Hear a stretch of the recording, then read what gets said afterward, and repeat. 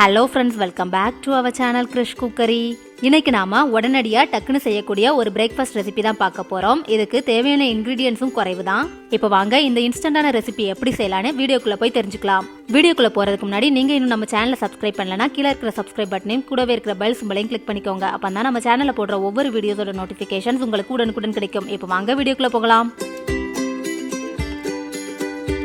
இது செய்யறதுக்காக இந்த மாதிரி சின்ன சைஸ்ல இருக்கக்கூடிய தக்காளி 3 எடுத்துருக்கிறேன். அதை இந்த மாதிரி 4 கட் பண்ணி வச்சுக்கலாம். இப்போ தக்காளியை இந்த மாதிரி கட் பண்ணியாச்சு. இதை ஒரு மிக்ஸி ஜார்ல போட்டுக்கிறேன்.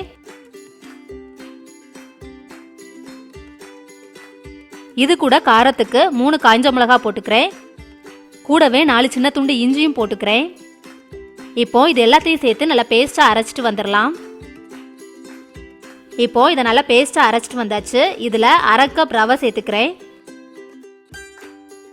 இதை மறுபடியும் ஒரு தடவை நல்லா அரைச்சிட்டு வந்துடலாம். இந்த மாதிரி நல்லா பேஸ்டா அரைச்சதை ஒரு பவுலில் போட்டுக்கலாம்.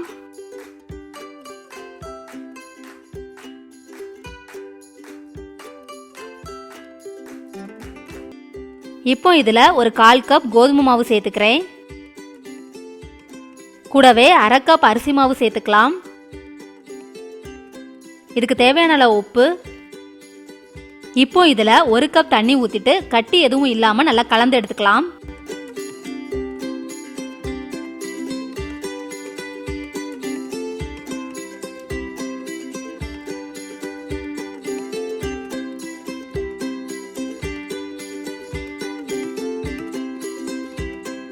கட்டி எதுவும் இல்லாமல் நல்லா கலந்து எடுத்தாச்சு.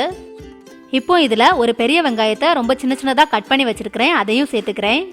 வெங்காயத்தை ரொம்ப சின்ன சின்னதாக கட் பண்ணி சேர்த்துக்கோங்க.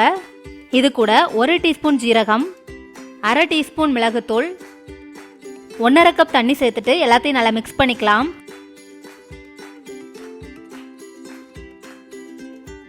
மாவு ரொம்ப கெட்டியாக இருக்கக்கூடாது, ரொம்ப தண்ணியாக இருக்கணும். அதுக்கு தக்கன தண்ணி சேர்த்துக்கோங்க.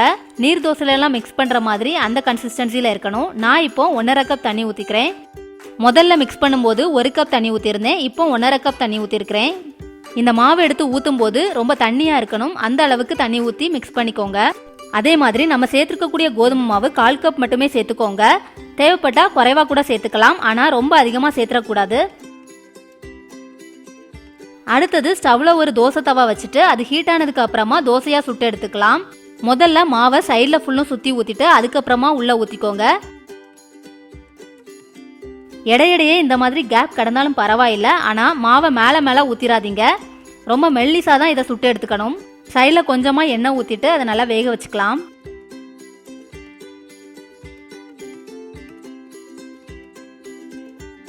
நல்லா வெந்ததுக்கு அப்புறமா இந்த மாதிரி மடிச்சுட்டு வெளியில எடுத்துடலாம்.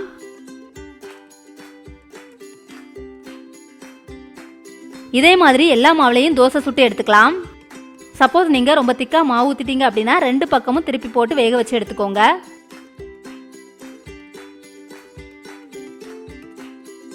இந்த ரெசிபி செய்யறதுக்கு ஒரு 5 to 10 மினிட்ஸ் போல தான் ஆகும்.